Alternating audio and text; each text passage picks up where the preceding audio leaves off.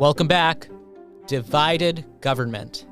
Republicans now have control of the U.S. House of Representatives after a grueling speakership election last week, leading us into an era of divided government under the Biden administration.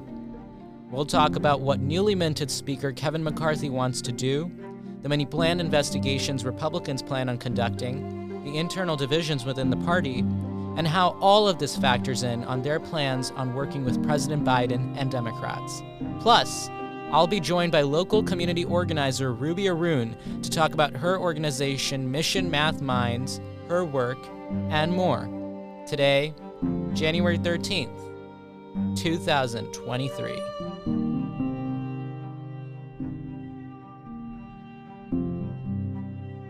From Ishan Media, this is the Ishan S. Show, a podcast about the interesting and ever-changing world of American politics, with me, your host, Ishan.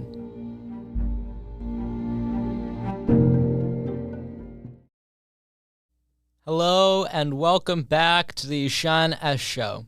Thank you for joining me today. I am so excited for a lot of things that we have in the works, but today's interview, especially with Mission Math Minds, Ruby Arun, we're going to talk about a lot of topics ranging from her community work to the Russia and Ukraine war that we've been seeing go on for the past few months. So there's a lot to cover, but we will get to that in just a minute. First, we'll get into this week's top story, which is about the divided government that we now see in Washington, D.C. So last week, we were talking about Kevin McCarthy, House Republicans, and the speakership. And I won't go too deep into that story because we talked extensively about the speakership elections last week in last week's episode, in addition to my interview with Nabila Syed. But basically, if we want to give a Cliff Notes version, Kevin McCarthy, the Republican leader of the House, was having a bit of a hard time winning the speakership gavel, despite the fact that his party had a majority in the House of Representatives. This was because, basically, 20 members of his conference didn't want him to be speaker. They did not want to vote with him. And we need to understand why that's an issue, because Kevin McCarthy was working with a very narrow majority. Every vote counted. Every vote, every person that was in the House, all of it mattered. And so he couldn't afford to lose more than 4 votes, I think. So every time he wouldn't get a majority, the House would have to go back and vote again. And the way they voted was the clerk of the House would come up to the rostrum and read every single member of Congress's name. And that member of Congress would then have to say their choice, whether that be Kevin McCarthy, Hakeem Jeffries, or another candidate. Many of these 20 people that we were talking about were putting up candidates other than Kevin McCarthy and Hakeem Jeffries, the Democrat leader. And that's why, so that's why when McCarthy was not able to get that majority, they kept voting over and over and over again. So after 15 rounds of voting, aggressive behavior where members had to be restrained, and chaos, as we labeled it last week, McCarthy was finally elected the 55th Speaker of the House of Representatives. Shortly after, members of the House were sworn in. So we had, a Congress. A little late, but the 118th Congress finally convened after a hectic few rounds of voting. Here's some of Kevin McCarthy's address after being elected Speaker of the House. That was easy, huh? I never thought we'd get up here. 2 months ago, you voted for a new direction for our country.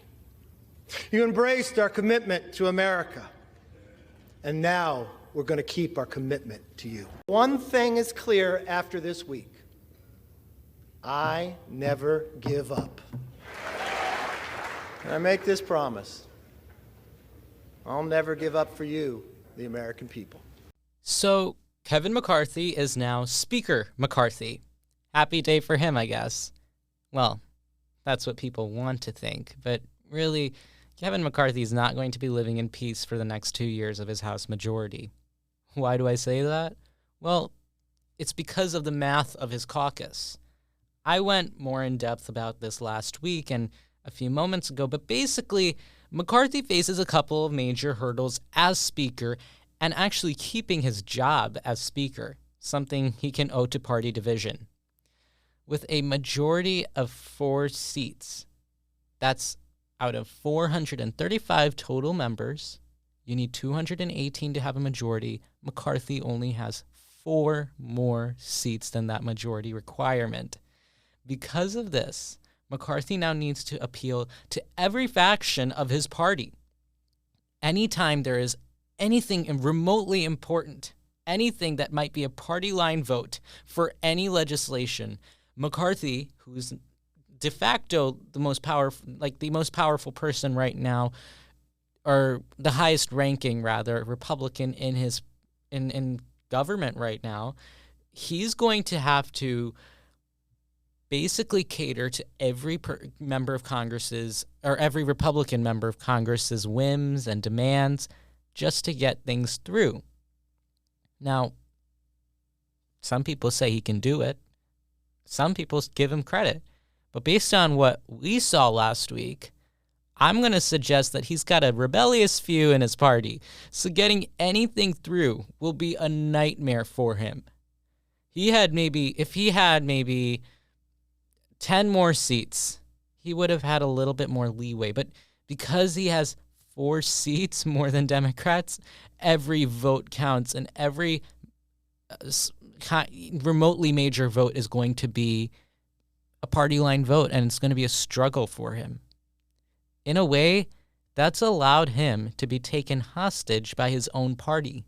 So one might say he's the boss of House Republicans, but maybe it's these few members that really have a lot of sway that are the boss of Kevin McCarthy.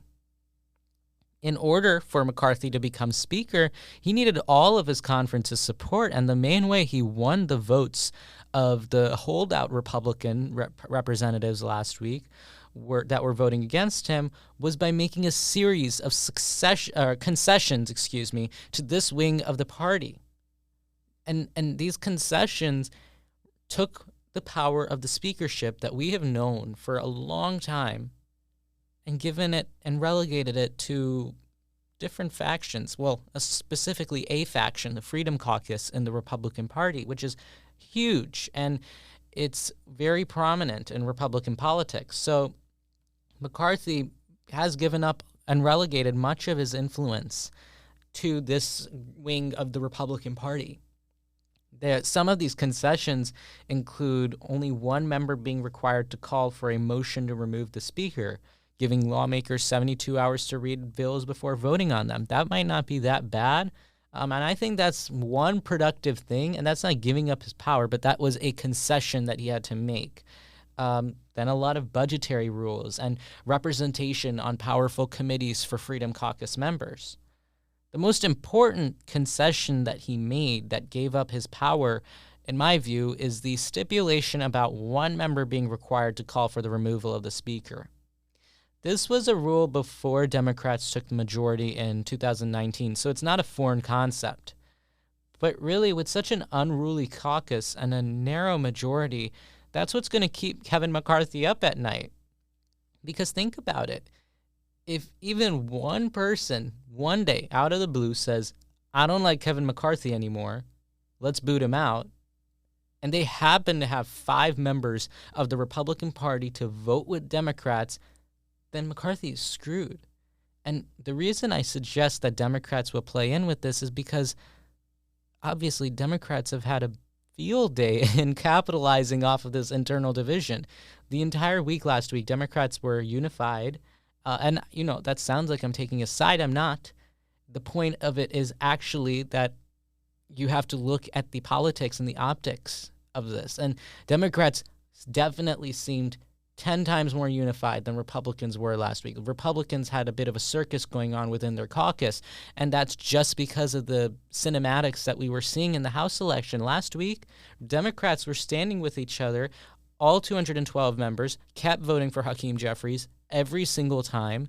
They didn't need to be there. They didn't need to care, but they kept doing it. And I think that really sent a message in D.C. to politicians, because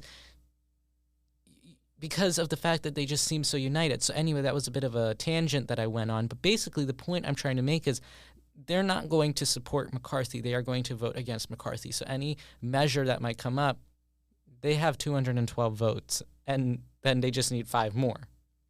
And I don't, not 5 more, they need 7 more. But it doesn't matter, because if one member calls for his removal and they manage to get that minimum requirement plus Democrats, Kevin McCarthy might be out of a job. And because of these major concessions, now Kevin McCarthy has to wake up every morning asking himself, how can someone try to remove me today, and how do I stop them? Because one day, 20 Freedom Caucus members are saying that they don't want McCarthy as Speaker unless he takes up these rules, and the next day you have moderate Republicans expressing doubts about adopting these rules. He is managing a very thin, tight rope in order to be Speaker, and that's the job of being one of those types of political leaders. You have to be able to manage everybody, but I just don't think McCarthy was dealt the right cards for this situation. I think he would have been far more successful if he was working with the Republican majority that we had before this latest Democrat majority. He would have been far more successful there. I think he would have been very successful. I actually think he'd be very successful with any Congress. I think this is one of the narrowest Republican majorities we've seen in a long time. So I don't understand how Kevin McCarthy is expected to relax. He's, for his part, been playing it off pretty well. He's been trying to convey that this is not a big problem, that he's getting things done. And undoubtedly, they are getting some things through, such as the creation of the bipartisan committee investigating China or the Chinese Communist Party.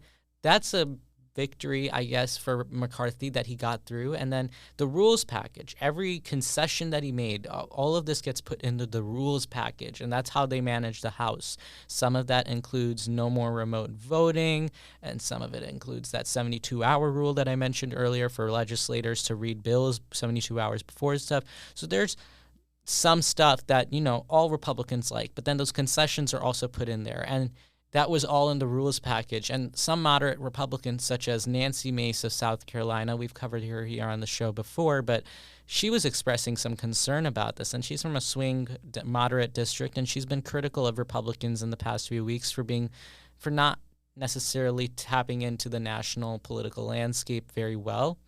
Whatever it is, she came in opposite. She said that she was on the fence about voting for this rules package. McCarthy managed to get her to vote for it, and that rules package did pass. Committee assignments were given out. Committee assignments are very important in this Congress, or in any Congress for that matter. It's how you have influence. So stuff is getting done. But that's Speaker McCarthy's world, because no matter what you do, no matter what victory you have to still think to yourself, it's just one person that I need to tick off and I'm out. Not that I'm out, but I'm in trouble. But what do other Republicans plan on doing, and how does that matter to Democrats? Well, Republicans plan on investigating the heck out of the Biden administration.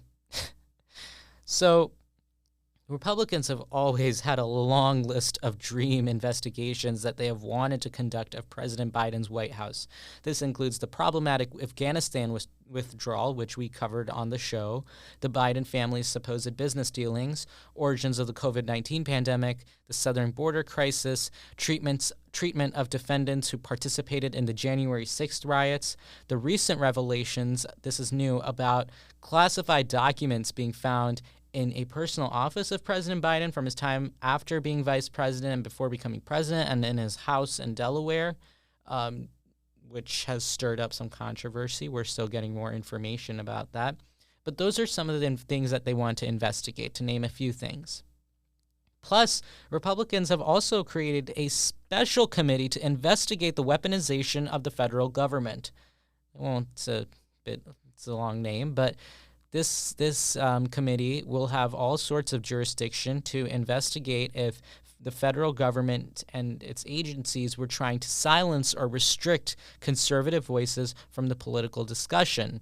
And this is a talking point that has been on the right for a long time, and It's dated back from before the 2020 election. So it's something that Republicans have wanted to investigate for a long time, and they did not have the House majority to do it, but now they do, and that's at the top of their priority list. Now, this is a committee that they promised throughout the entire 2022 cycle, midterm cycle.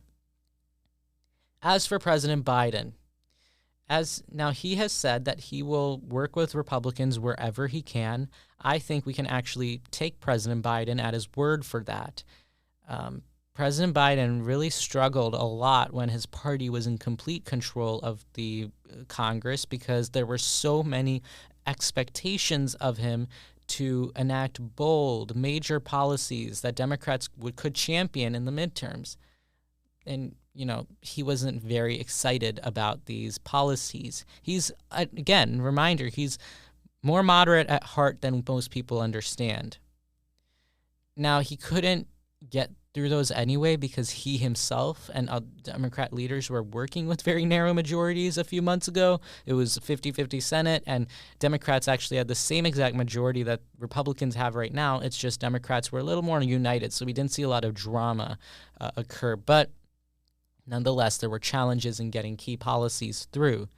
So I think with the Republican House, we're going to see a little bit more of the real Joe Biden. What do I mean by that? Well, Joe Biden is a deal maker. Biden loves to negotiate and work out deals to enact policy. I mean, look no further than the bipartisan infrastructure bill that we had only been hearing about this infrastructure bill, Infrastructure Week. We'd heard about it in talks for decades, but never anything substantial. So, but then, President Biden and Republicans were able to work out a deal and get infrastructure put on the agenda. So Biden might be a weak president in some fields, and he is, but he has a knack for this sort of thing. It's what he ran on in 2020, and I think he might actually benefit from a divided government. It may not be as disastrous as some people are putting it. We'll need to see how he works with the new Republican House. So that was a look at what we can expect from the new Republican House of Representatives led by Speaker Kevin McCarthy, how they plan on working with Democrats and Joe Biden, and how they plan on investigating Joe Biden. When we come back from the break, I'll sit down with Ruby Arun to talk about her amazing work through her organization, Mission Math Minds, what she wants to achieve, and why you should be paying more attention to this organization. Don't go anywhere. We'll be right back after this short break. I'm very excited for this week's interview because we are going to be joined by a young change maker here on the show, my favorite kind. Our guest for today's episode is the founder and CEO of Mission Math Minds, an organization aimed at increasing the involvement of girls in STEM, and has also worked in supporting education efforts for children refugees from the invasion of Ukraine, as well as underserved communities in Chicago.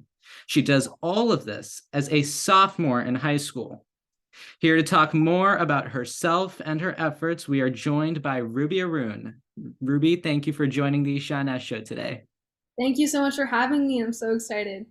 Very good. Now, before we get into into our interview, you are a big member of this community and the work that you do. So why don't you take a few moments to introduce yourself to my audience? Sounds good. Hi, everyone. My name is Ruby. As Sean mentioned, I'm the founder and CEO at Mission Math Minds. I'm also a sophomore in high school. I'm also a really big STEM advocate, so everything I do relates to our efforts at Mission Math Minds. But again, I'm so excited to be here. Excellent. So, this isn't something that you generally hear about from somebody our age, because, I kind of come in that age category, although you are younger.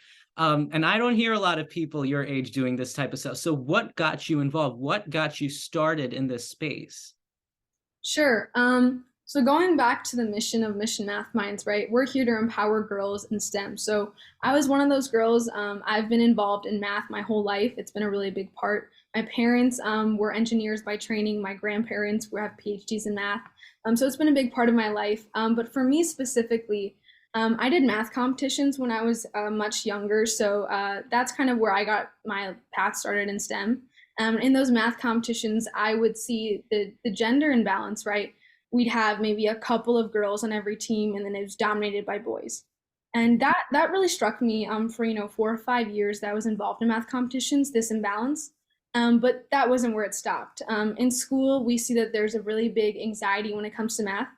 You mention it, people start freaking out, people start getting really uncomfortable. And so that really hurt me as someone who didn't see math that way. And I wanted to bring that joy to people, something that I felt as part of a passion. So Mission Math Minds was created in 2020 to be a mentoring program for students during the COVID-19 pandemic. Where a lot of students didn't have access to quality education, we tried to bring that to them virtually with high school students who were doing this for free, getting service hours, being involved with young girls out there who are just trying to find their way in the STEM field. So that's where I started. My passion has been alive since I was a young girl, and I'm just really grateful that there's a community out here, including yourself, who's really excited to support this. Very impressive. And this organization has grown. You earlier last year, rather, you had your conference where you had individuals with the likes of former, like a guest on last week's episode, Nabila Syed. You had Senator Tammy Duckworth, Raja Krishnamurthy. So how did you grow your organization to reach the heights that it has? Sure, that's a great question. That's a question that I think is slightly complex. A lot of people don't know what it takes to go from ground zero to here we are now. So the first couple of years, right, we started in the pandemic, and people didn't know what virtual learning looked like at all. Teachers were struggling, schools were struggling to get students involved. So as a student who has been through virtual education, I thought it was my mission to bring the youth perspective of virtual learning to a better standard. And so with Mission Math Minds, the first year was rough to get students involved. We weren't sure how to spread the word, how to get students access if they didn't have laptops, where to get the funding to get them laptops. So that was definitely difficult because we all have passion that we want to make a change, but how does that really practically look like in the real world? So then the next year, we started getting more involved with schools in person. So even though we had grown our mentoring program virtually, we had students, all over the world participating. Once COVID ended, that's when things changed. Students weren't as interested as doing, online tutoring anymore. They wanted to do in-person events, be back out in the world. So we started to change our events, our business model to be more focused on how can we get students in our community locally involved with, STEM events, STEM awareness campaigns. That's when we started the workshops. So to this day, we still host virtual workshops, exploring different STEM careers. Our conference, for example, we had a virtual and in-person side to it. We brought in female role models, like Nabila Syed, Senator Tammy Duckworth, talking about what, their experiences as a young girl were like, their experiences and exposure to STEM, and how it's made them the leader they are today. So I think a lot of it has to do with my passion, finding like-minded individuals to push the mission as well. And I'm sure you haven't done this all by yourself. You've gotten some helps. Who's helped you along the way? I know your parents have had a big role in this. So what kind of help have you gotten in getting here? Absolutely. So one of the first board members I approached, she was a former teacher, a math teacher of mine during the pandemic. And honestly, she'd only taught me for maybe like a couple of months with the pandemic starting in person. So we actually didn't know each other that well.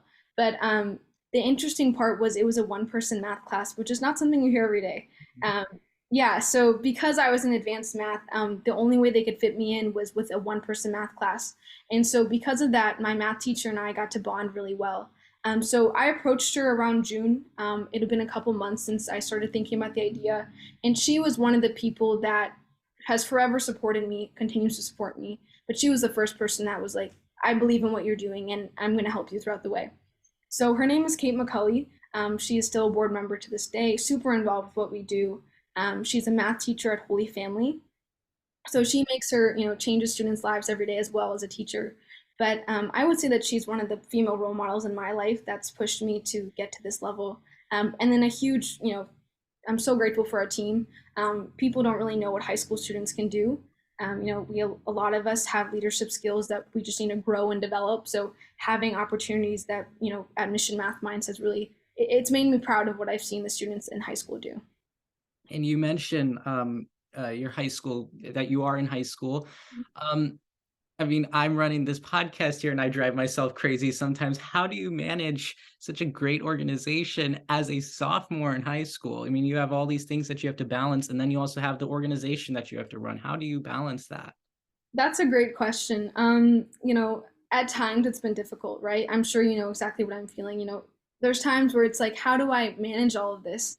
With school, APs, should I really be focusing more effort on school or my mission and passion? But I think it comes down to the support of the community.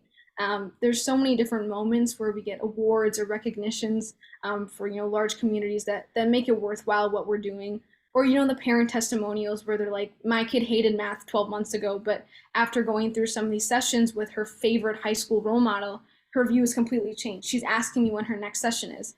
So I would say just the support we've been getting has really changed my life. I feel like I view the world differently. So definitely the community support.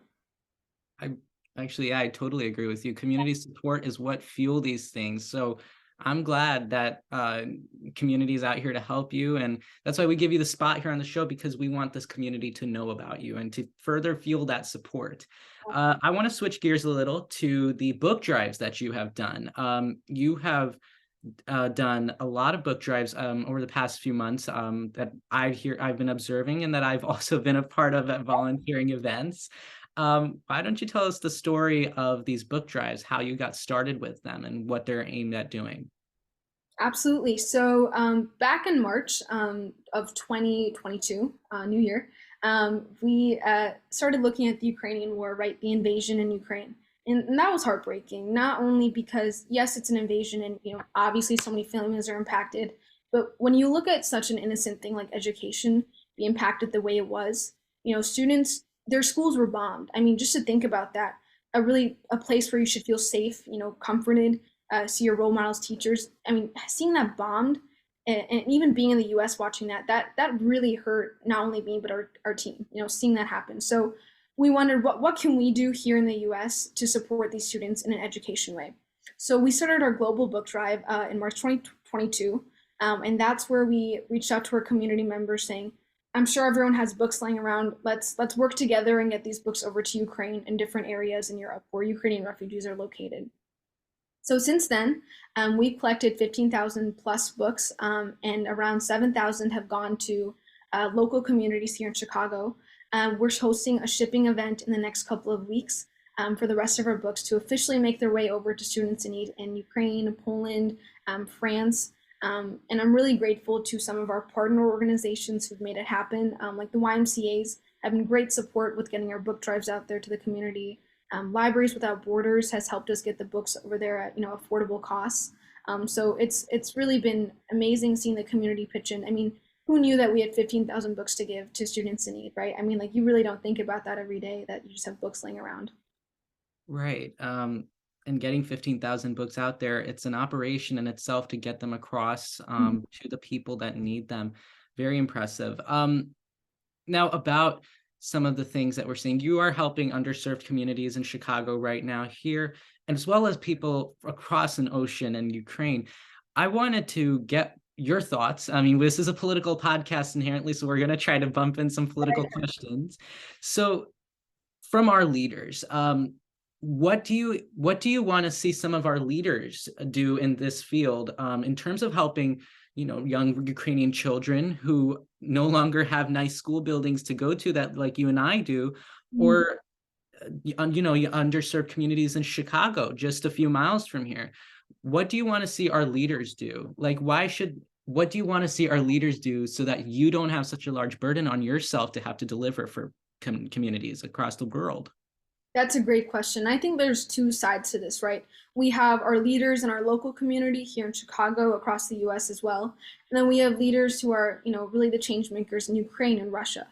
I think being, us who are living in the US, what we can do is reach out to our community leaders, right? Like Namila Silek and our senators and congressmen who are working right now to make policies that are not only benefiting students here, to allow us to do these things like book drives, share our efforts for these students in Ukraine. I think that's really what we can do right now, especially with podcasts like yours, initiatives that are working to educate our generation on politics. I think it's really important that we're educated as a generation on what's going on in Ukraine. With my trip to Poland, one of the major messages that students told me was that don't forget us. Yes, the war is going to be going on, and you're just going to talk about it for a little bit and forget, but don't forget us, right? There's their war isn't ended. The harm coming to them has never stopped. One of my good friends in Ukraine now, who I met in Poland, Natalia, she texts me every day. Electricity's gone. It went from electricity's going out for one day to now we're living without electricity for half the week. I mean, those are things that we don't really think about on a daily basis. Going to school, oh my gosh, I have a test tomorrow, but like, oh my gosh, I don't have electricity tomorrow. There's a definitely something that I think our community leaders have been doing a great job talking about, but just continuing to talk about it on podcasts like yours, in community events. I think that's the important part. And you mentioned your trip to Poland. We were just about to get to that. So you did go to Poland in August, I believe. Is that right? Yep, end of July to August. Yep. July to August. That's right. Tell us a bit about that trip, because I mean, that's another interesting thing that you've done on behalf of this organization. You went to Poland to meet with Ukrainian refugees, children, and to talk more about your organization and to get some on-ground information. Is that right? Absolutely. So, like you said, I went from the last week of July to early August. So I was off, obviously, but those kids, the ones I met, some of them were in, aftercare programs, summer programs. So I was able to see kind of what their life looks like now, a little bit calmer without school. I think that what we were able to do there is, one, give them the books. That was something that I was happy to do, give them some of our 15,000 books, and more to come, obviously. But I spent a large amount of time with, elementary and middle school students who maybe aren't as aware of what's going on, but still had really strong opinions. So one of the students was telling me a story about how they saw their dog die outside their house, and just the way that they were talking about it, how emotionally uh, distressing it is to hear them talk about that. It's really powerful. It wasn't just one kid. Every kid had a story to share about how they came from Ukraine, dislocated now to a different place. So that was really powerful, and that was the message I wanted to bring back. Was, again, these kids, their lives keep going, the war keeps going, and what we can do here is support initiatives that are helping these kids overseas. Wow, that indeed is really powerful, actually. And to be able to hear firsthand what some of these young people have experienced, it's horrifying to have to hear about, but it's important to hear, because if you don't know what's going on over there from firsthand sources, then you can't understand what you need to do. So thank you for doing that. That's very good on your part. Good for you. So we're going to switch gears again. Now I want to talk about you. A few people who I did tell about this interview wanted me to ask you, actually, what's next for Ruby Arun? So, you're running this great organization. You're only in high school, so you have decades ahead of yourself. So what's next for you? What do you think you're going to do? Are you going to stick with the organization? Are you going to try to grow it? Or are you going to take other opportunities? What are you looking at for the future? That's a really great question. So actually, some of the things I was talking to someone recently today about the difference between a passion project and Mission Math Minds. A lot of people in high school, they might see Mission Math Minds as a passion project that's going to end when I graduate. We see Mission Math Minds as an organization that's changing and making a movement. We're giving girls opportunities they never had before, giving them the female role models, connecting them with female leaders in STEM. That's something that really hasn't been emphasized before Mission Math Minds, right? So our workshops, our conferences, the events we host, the volunteering opportunities we give students, those are all things that give them the opportunities to be leaders in the future, maybe making them more aware of what a STEM leader looks like. So doing those things is something that we will continue to do for years and years on, impacting more students. So that's what's next for Mission Math Minds. 2023 is going to be a really great year for us. We have really hit one of our peaks. Our team is growing. Community has never been more involved. So we're so excited for everyone to get even more involved with our events. Congratulations to you and Mission Math Minds. I'm so happy to hear that. Unfortunately, we are almost out of time. So before I do let you go, are there any parting thoughts that you have before we let you off? Sure. Thank you to Ashan for having us and letting us share our story. I've listened to the Ashan S show, and it's really amazing what you've done to impact our generation. I think it's made a lot of us realize how uneducated we are or unaware we are of what's going on in the real world, and to talk about such complex things at such a simple level for us to understand is it's truly awesome. So thank you for having us. Shout out to everyone at Mission Math Minds for getting this far. I know a lot of us have worked so hard, so thank you again. Thank you so much. And if you want to hear more about Mission Math Minds, then you can go to missionmathminds.org, or you can follow them on Instagram and get more updates from Ruby as they continue to do great things for our community and for the world. But that's all for now. Thank you to Ruby for joining us. We'll see you guys next week. And so that does it for us here today at the Ishan S Show. If you liked my commentary, then go ahead and follow the Ishan S Show on Twitter and Instagram for breaking news posts and updates about the show. And if you want to learn more about political stories, then check out my political news blog on the ishansshow.com and go ahead and subscribe to it. Do us a favor and share this episode and all your other favorite episodes with your friends and family. It's the best way for this show to grow and get more people listening to it. Thanks again for all your support, and I'll see you guys next week. Bye.